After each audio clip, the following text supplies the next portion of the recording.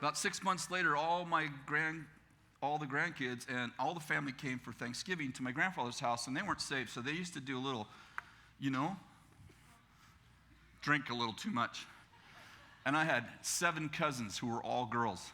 I'm the only boy, and they're all city girls, and their parents would make them come.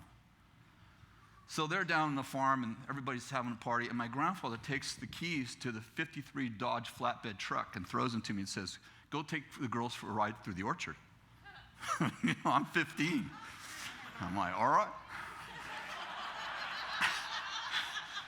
So, the girls are like, "Oh, we don't want," I'm like, no, Grandpa said you get on the truck. So they get on the flatbed truck. It's got these wood sides, and one jumps in front, and I'm driving through the orchard, and I'm just going like a bat out of heaven. They're bats in heaven. And we're just going down this dirt road, and there's a cliff right here. There's a cliff right here, and there's a river right here. And we're just going, well, first thing that happens is we go through the orchard as fast as we can go. This is like 30 miles an hour. Everything's shaking. You know one of those trucks?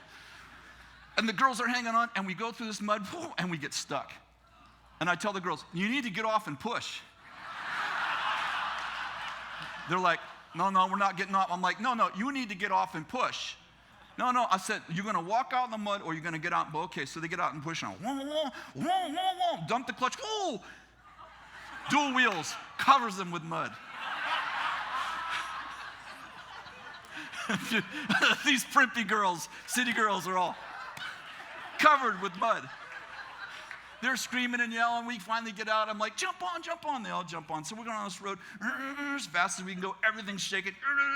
The truck's never been this fast in its life. And I forgot that the road was washed out. River on this side, cliff on this side, narrow road. And I stopped just in time. And we have to back up 3 miles. So I tell my cousin Denise, I go, "Open the door and make sure we don't fall off the cliff." No seat belts in those days, So I'll put it in reverse, and as fast as I can go, and she goes, "There's a," before she could say tree, the tree grabbed the door and ripped it off. It bent the door in half and ripped the top hinge off, and it was hanging just by one hinge. It looked, it looked like a gull wing, but it wasn't. They're all, "Grandpa's gonna kill you, Grandpa's gonna kill you." So I drive back really slowly, and we pull up in the yard, and I say to the girls, "Don't tell anyone we did this." They're like, "Oh no, you're the one who did it. We didn't do this." I said, "Don't tell anybody we did this." They said, "Oh no, you're the one who did this." They run in, they're like, "Grandpa, Kris wrecked the truck." My uncles come out, right? That's their daughters. 2 of my uncles come out, and my oldest uncle, Ray, my Uncle Ray, he looks at it, and my grandfather, he's still waddling.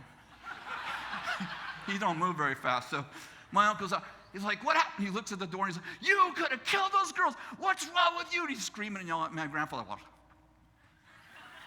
What's going on? Well, backing up on the tree, grabbed the door and ripped it off. My uncle's yelling at him, and my grandfather winks. That means, "I got this. Don't talk." My uncle's all, both my uncles all yelling. My grandfather's all. And so he's listening. He goes, "Oh, you know what? I've been wanting to take those doors off this truck for 2 years. We don't need doors on this truck. It's a work truck. Go get the ratchets, the tools, and take both doors off." As he walks away, he looks back and he goes, that was it. Of course, my uncle stayed and stared for a while.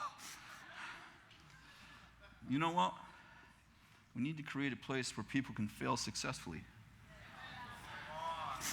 My grandson ripped the door off of my garage last year.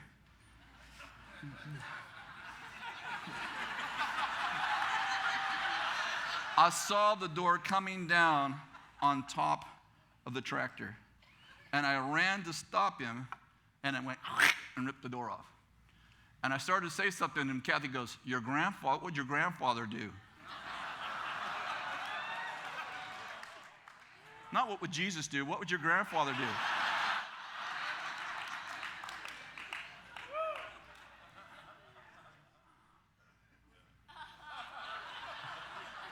You know, it was that moment that I had a revelation of how much my grandfather loved me. Last year, I was like 45 years later, I realized, oh, he really loved me. Like, I want to kill this kid right now. He's all, Papa, I'm sorry. Oh, it's no big deal. Inside, I'm like, you stupid kid. What is wrong with you? Can you see the tractors there? You push the button down and knock the whole thing off. You idiot. That's what I was thinking, but it's all good. Come on, let's straighten that door out.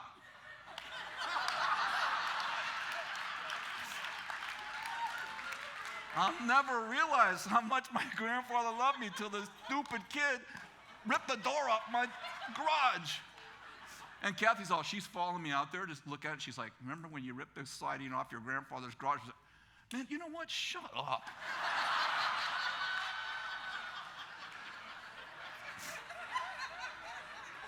I'm just, trying to remind. I'm like, I know, I hear you.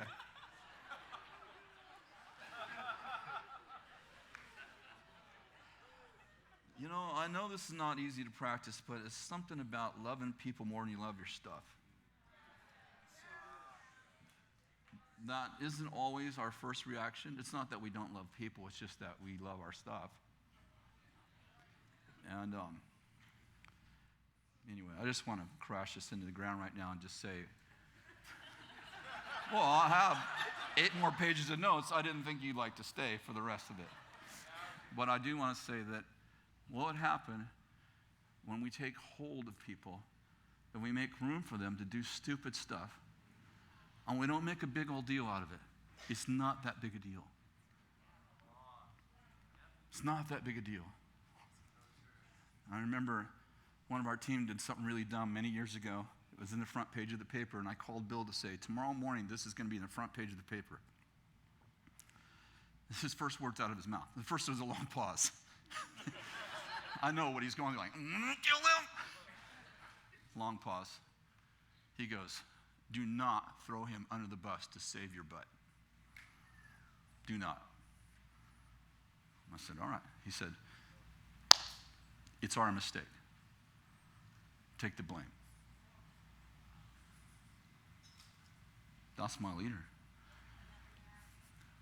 People are so quick, like, it's his fault. I didn't do it. What happens when we're just like, it's not that big a deal? So I call them back and I go, hey, that's not a big deal, man. You know what? Just work it out. What'd you learn? This is what I learned. Awesome. Awesome.